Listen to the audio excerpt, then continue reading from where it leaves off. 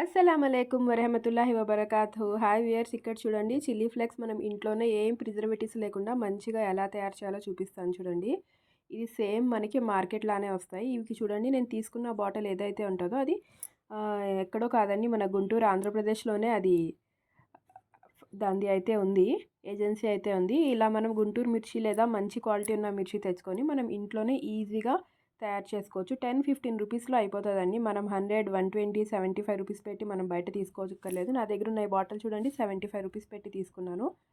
ఇప్పుడు ఇది చూడండి, నేను ఎలా అయితే తయారు చేయాలో చూపిస్తాను చూడండి. ఒక ప్యాన్లో మంచి క్వాలిటీ ఉన్న ఎండుమిర్చి ఏదైతే ఉంటుందో ఇలా తీసుకొని లైట్గా రోస్ట్ చేయండి, ఎక్కువ రోస్ట్ చేయక్కర్లేదు. ఆ సీడ్స్ కూడా అందులోనే పెట్టండి. పెట్టి ఇలాగా మీడియం ఫ్లేమ్ మీద మంచిగా ఒక 5 మినిట్స్ రోస్ట్ చేసి దాన్ని స్టవ్ ఆఫ్ చేసేయండి. స్టవ్ ఆఫ్ చేసి ఈ పైన తుడుములు ఏదైతే ఉంటాయో అవన్నీ మంచిగా క్లీన్ చేసి ఇప్పుడు దీన్ని నార్మల్ టెంపరేచర్ వచ్చినాక జార్లో 2 కట్స్ చేసి మిర్చిని ఒక పల్స్ మోడ్లో 2 or 3 టైమ్స్ ఇలాగా గ్రైండ్ చేయండి. అంతే అండి, యాజ్ ఇట్ ఈజ్ మనకి మార్కెట్లానే తయారవుతుంది చిల్లీ ఫ్లేక్స్ అనేది.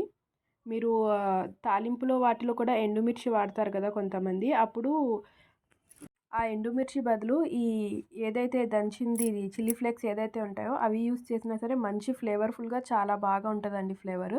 మీరు ఒకసారి అలా ట్రై చేయండి.